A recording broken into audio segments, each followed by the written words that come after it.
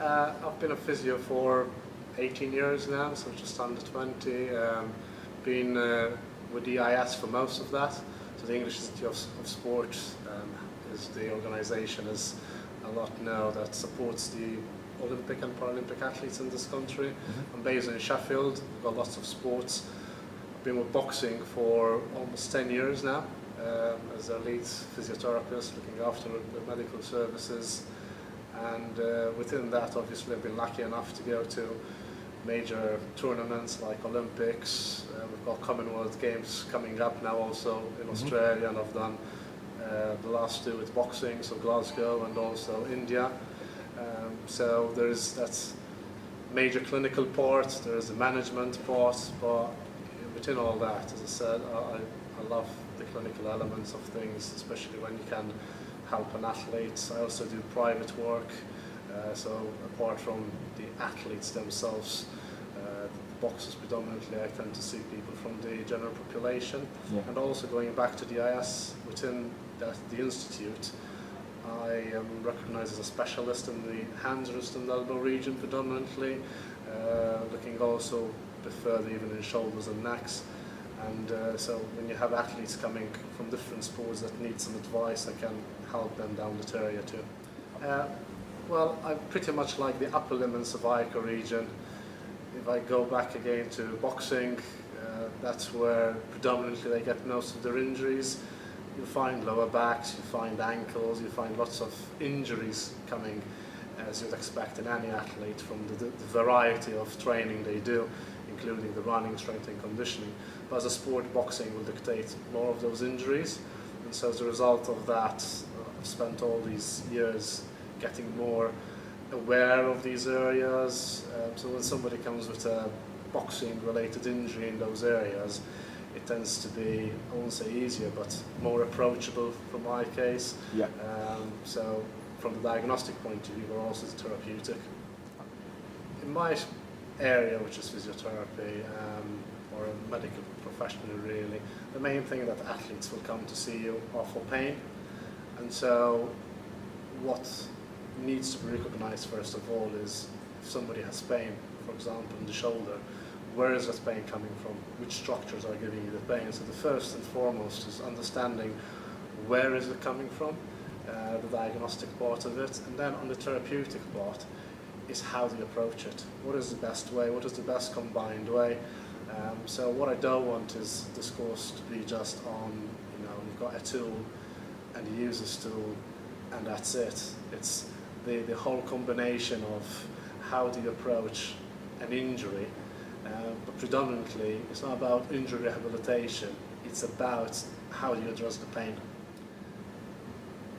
Coming on this course, the first thing is you'd learn more about pain, the structures, but the reality is, so rather than dwell a lot into the research and all the evidence behind research, I want it to be more around the evidence, the clinical evidence, and a lot of it will come from my personal journey. Being almost 20 years in sports, I've seen all sorts of athletes from different sports.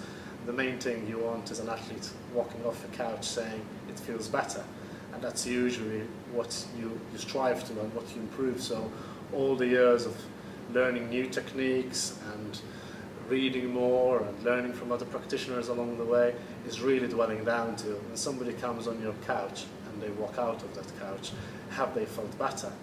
And so somebody coming on this course, what they will learn is those quick wins. What can I do when somebody's injured, when somebody has pain really, whether it's acute or chronic, to manage that pain better? So there's a bit of that strategy around that. Yes, I mean, one of the integral elements that will be covered on this course are these tools, which you can see over here. You've got the hog grips and you've got the physio touch. Now, it is important to mention these because there are two different elements of a therapeutic approach. So I just mentioned the hog grips, which are, it's a positive type of pressure. I think when I started back in the days post-uni, I used to use my fingers, doing friction. Then from there probably I progressed into using the back of a spoon because I found it a bit better.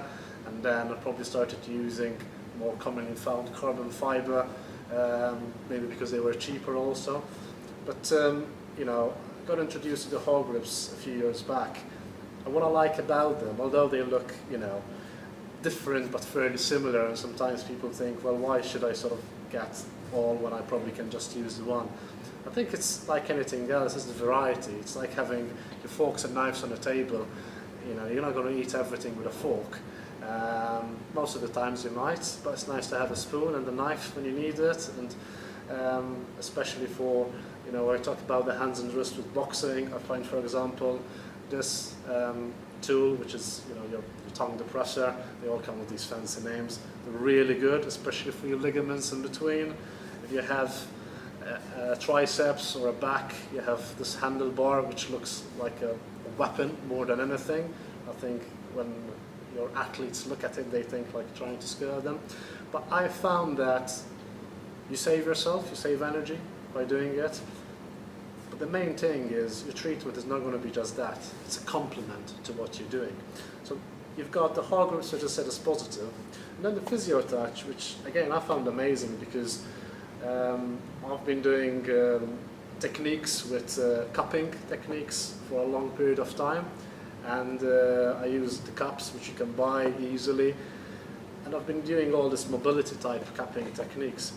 But the one thing I've always struggled with is to know how much pressure are you putting in. Sometimes you find some areas where the cups just keep coming off. So the nice thing about this is you've got numbers which tell you the pressure, and you can regulate it, which for me is an objective measure also. So I work in a team of 3 full-time physios, and obviously you can have other people. So if you knew how much pressure you were applying to an athlete, and you continue doing that or you increase on that, it's actually a good way of knowing whether the area is getting better. But the main thing for me is that, you know, you can stick something like this there, it pretty much stays on. I mean, it will continuous and interrupted.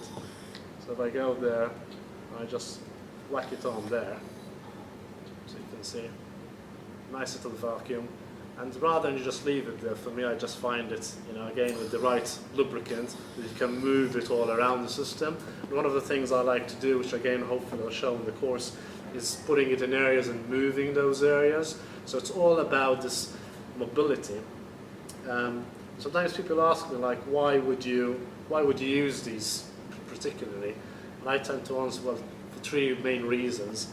One, if the structure itself is painful, and so you can actually use these on painful structures, but you have to choose which they are, and that's hopefully things that I'll cover in the course.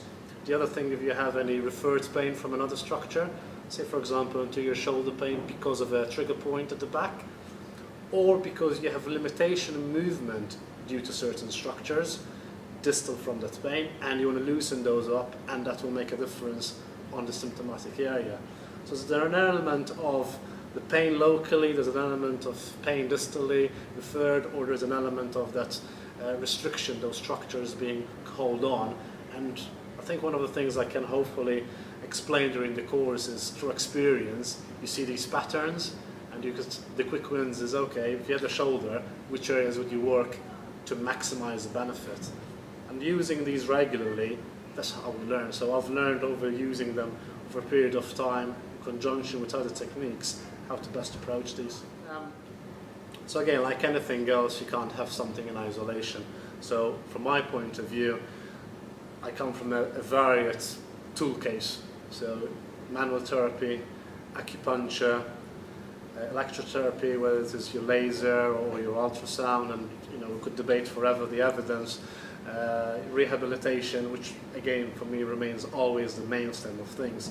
So for me, it's placing them in that toolkit. So it's like your plumber that comes to your house to fix things. If he only had a set of tools, he won't be able to do the job. And I'd be lying if I say if you only had these, then you would be treating everybody and everybody gets better. And I think, you know, hopefully nobody out there says the same about other techniques. Like if you're a pure acupuncturist, you can't treat somebody with just acupuncture. The evidence shows that. The same with rehabilitation. You can't just do that with solely rehabilitation.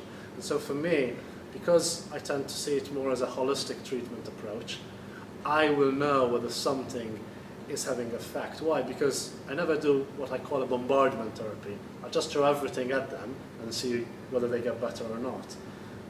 You have to go systematically, and you've done that, you've reassessed, there's been a change. You've done something, you've assessed, and then a change. I'm one of those that if something is not working, I don't use it. It's useless I try and bluff it, or somebody tries to sell it to me. If I don't like it, I'm not going to use it.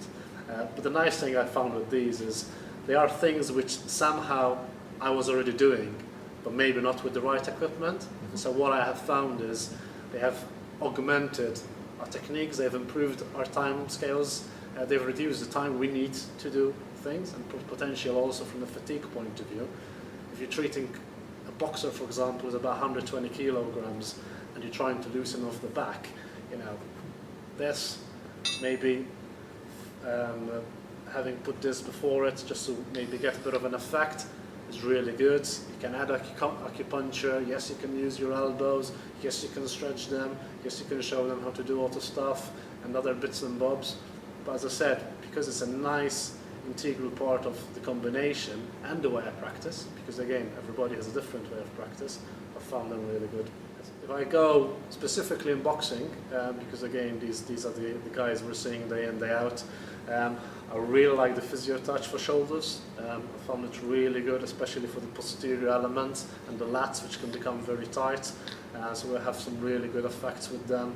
I found this nice tool for your triceps, especially for your impingements on the elbow. And the boxers, obviously, they're hitting all the time. They're getting hit to block all the time, so really good.